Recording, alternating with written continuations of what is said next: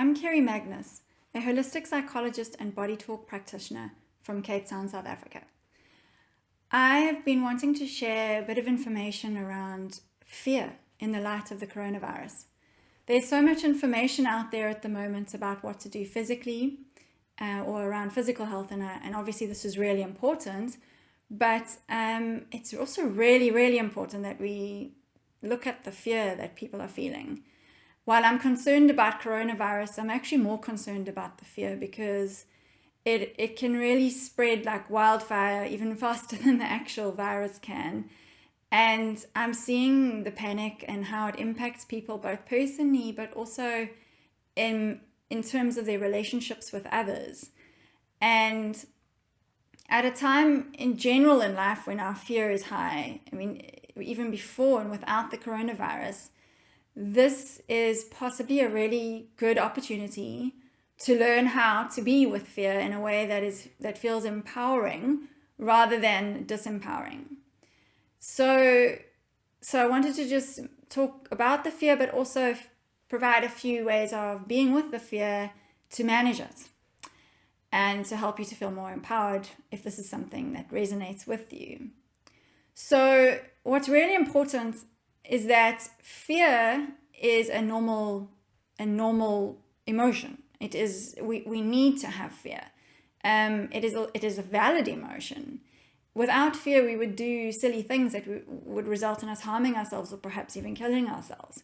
So fear creates caution in the face of threats.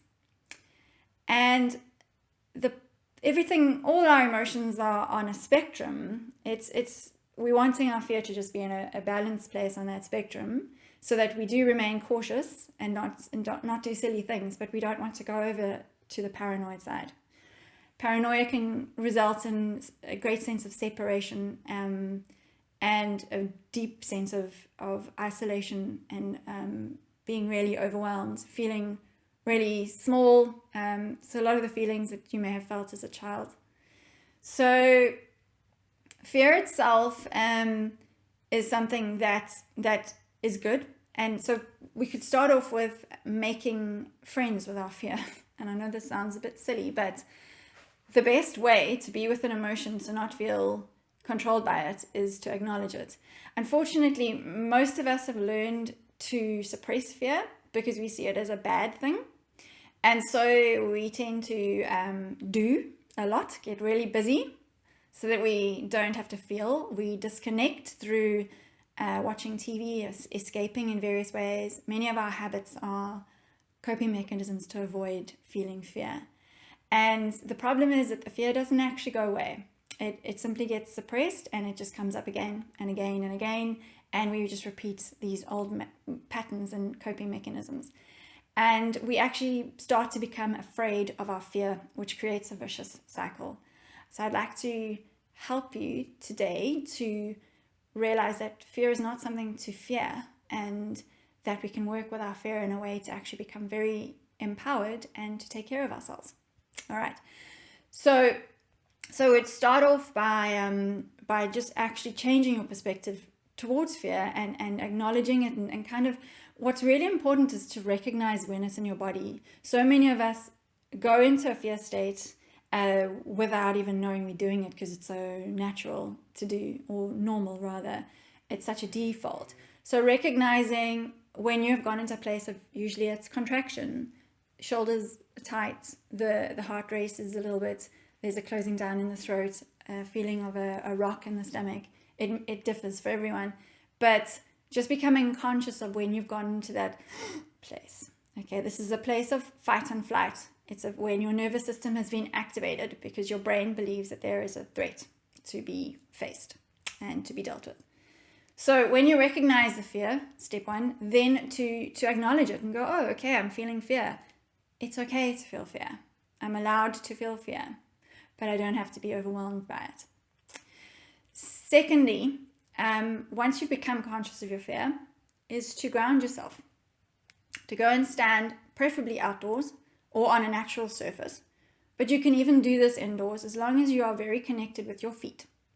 So the more you are in your head, the more you're going to go into the cycle of fear, and you can go into this real downward spiral very quickly and start catastrophizing of worst case scenarios and that sort of thing. So grounding yourself, getting your feet very connected to the ground, and just literally feeling Mother Earth beneath you. So the whole lower half of our body, especially around our pelvis and our lower back, is where we hold our fear. It's also very related to how we feel supported or not feel supported in life. So it's important as you ground yourself to feel the support of Mother Earth, of the earth beneath you, to breathe in deeply. I'm going to go into breath now, but as you breathe in, to breathe in the feeling of being held and supported by the ground as you are feeling whatever you're feeling. Just letting your feelings be there, but being supported as you feel your feelings, being supported by the ground so that you're not alone. While you're breathing, you're to try and breathe with deep, long breaths, because when we're in fight and flight, we breathe very shallowly. And when we're in the opposite, the relaxation response or the rest and digest response, we are able to breathe deeply and fully to expand the lungs to their full capacity. So if you do that, even when you are in a place of fear, it's almost a short circuit to tell your body, actually, I'm okay, I'm safe. Breathing deeply, right down as if you're breathing into the base of your spine. And as you release and release that breath, to slacken your jaw, to really make it relaxed. Because by doing this, you're also relaxing your pelvis. And as I said, this is where we feel supported. So if you can relax the pelvis and relax into the ground through keeping the jaw relaxed, the whole body gets into this feeling of being grounded and being supported. Breathing in deeply and releasing with a relaxed jaw. At the same time, as you are doing this, you can also be conscious of breathing in from around you, a sense of being supported and held by something bigger than you, which is a more protective, almost masculine energy, whereas the ground is your sort of feminine. And this energy, this can be related to anything that you have a belief in. So a God, angels, the universe, whatever you feel held by. So it is the feeling of being protected and held in a space, like the banks of a river holding the river, holding the water. So breathing that in through the top of the head as it holds you and protects you while you feel whatever you're feeling. And the ground holds you and supports you and roots you really deeply as you feel whatever you're feeling. And then as you are with all of this, you can actually start to gently shake. So you can start off by shaking your hands and your fingers very gently and allow that shaking to move up into your arms and your shoulders. And it's about relaxing your body and keeping the balls of your feet on the floor. So just lifting your heels and gently shaking. And this shaking, why it's really so beneficial is that when you are afraid, when you are wanting to go, when you're in that place of fear, of panic, your nervous system goes into a state that it is trying to activate you to either run or hide.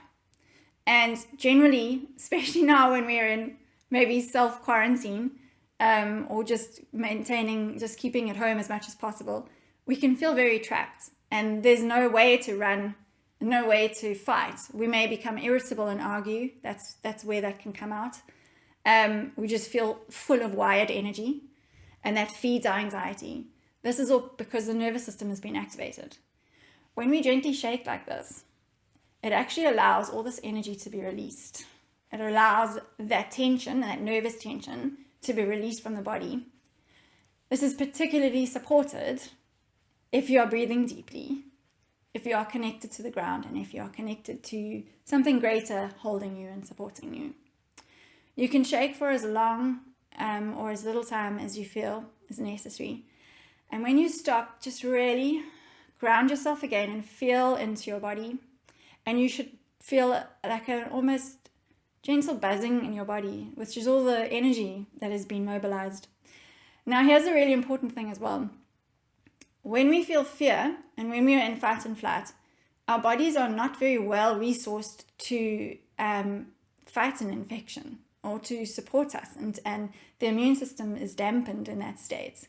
So it is, the more that we can manage our emotions and let go of the fear, and or just hold it in a way that we can then release it and transform it, then we can go into a place that is much stronger and healthier. Okay, so as you're still again, just feeling into that sense of relaxation, being grounded, being held and supported, and feeling what that feels like in your body. You can do any one of these practices. So you could just ground yourself, you could just breathe, you could just shake. I'd encourage you to just feel into what works best for you. The shaking is very powerful. There are whole therapies that have been created around this, like TRE. So that's something you might want to look into if it interests you. And finally, I just wanted to leave you with 2 tools to use to strengthen your immune system through working with your energy body. So all the cells in our body vibrate, and by tapping on certain acupuncture points on meridians in the body, we can help to make shifts within our energy and within our physical body. So the first point is, for women, it would be the crease just below the breast. You're tapping on the ribs, and this is on the spleen meridian here. So it's connected. You're making a claw with your fingers and just tapping here. And you'll probably feel like it's a little bit sore and tender, so just keep tapping.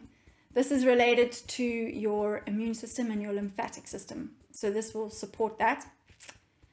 And here is your thymus, which is also linked to the immune system. And you can also do what's called the thymus thump and just tap on the thymus gland here. And you can do this for as little as long as you feel necessary, perhaps just once a day.